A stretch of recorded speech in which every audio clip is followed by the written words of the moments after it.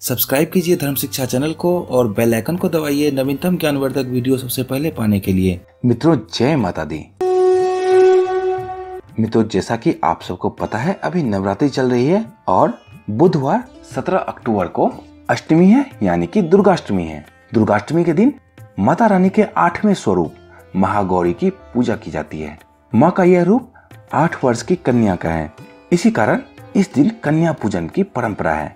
शास्त्रों के अनुसार ऐसी मान्यता है जो भी इस दिन महागौरी की आराधना करता है वो हर पाप से मुक्त हो जाता है।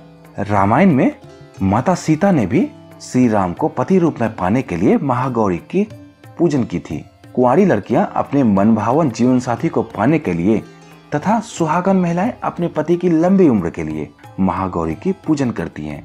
इससे विवाह संबंधी सभी परेशानियां तो दूर होती ही हैं, साथ ही हर तरह के सौभाग्य प्रदान करती है माता। तो इस दिन धन संबंधी भी जो भी परेशानियां हो वो सब भी खत्म हो सकती है।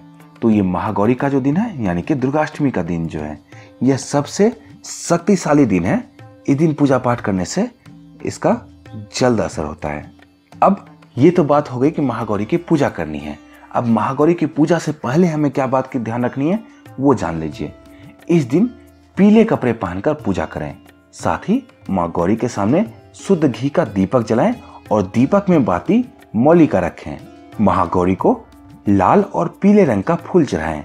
माता को नारियल बहुत पसंद है तो नारियल का भी भोग लगाएं। साथ ही आप जिस आसन पर बैठेंगे वो आसन ध्यान रहे लाल रंग का होना चाहिए। अगर लाल रंग का कंबल हो तो ये सबसे ज्यादा उपयुक्त होता है। दुर्गाष्टमी की मध्यरात्रि को यानी कि दुर्गाष्टमी की रात और नवमी से पहले वाली रात, ये जो रात होती है दुर्गा अष्टमी और नवमी के बीच में जो रात आती है, इस रात में मध्यरात्रि को अगर पूजन पाठ किया जाए तो इसका शीघ्र परिणाम मिलता है और जल्द ही सिद्धि मिलती है। अगर आपके घर में पैसे की तंगी बनी रहती है, जरूरत के समय धन नहीं रहता है, हमेशा ऐसे कार्य बाधित हो जाते हैं पैसे के लिए, तो आपको करना क्या चाहिए, महागौरी के स्वरूप को, महागौरी की छोटी मूर्ति आपको किसी भी सुनार के दुकान में या कहीं भी मिल जाएगा। ये मुश्किल से 100 से 200 रुपये का होगा।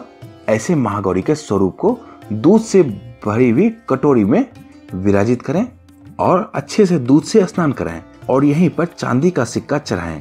फिर सिक्के को जब पूजा पाठ हो जाए उसके बाद सिक्के को धोकर अपनी जेब में हमेशा के लिए रखें। इससे आर्थिक तंगी से आपको छुटकारा मिलेगी।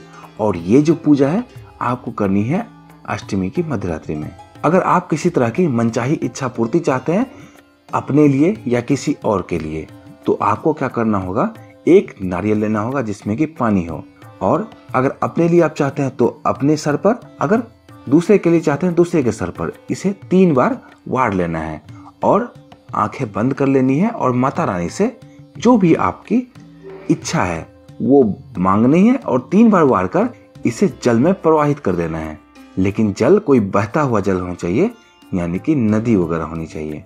प्रवाहित कर दें, उसके बाद पीछे पलटकर ना देखें और सीधा चलते रहें, अपने घर पहुंच जाएं। आपकी मनोकामना जो भी होगी वो जल्द ही पूर्ण होगी। लेकिन ध्यान रखें इस मनोकामना में किसी का अहित ना छुपा हो, तभी इसका फायदा होगा। इस दिन कन्या पूजन का बहुत ही ज्यादा महत्व है। तो इस दिन 2 वर्ष से लेकर 9 वर्ष तक की कन्या का पूजन करें। ऐसा करने से महागौरी की कृपा साधक पर हमेशा के लिए बनी रहती है। कन्या पूजन आपको अष्टमी के दिन में ही करना है। बाकी सारे काम जो मैंने ऊपर बताए वो अष्टमी की रात में करनी है, मध्यरात्रि को। तो मित्रों धन की प्राप्ति के लिए और मनचाही इच्छा की पूर्ति के लिए मैंने आपको यहाँ पे जो उपाय बताए इसे निश्चित तौर पे करें।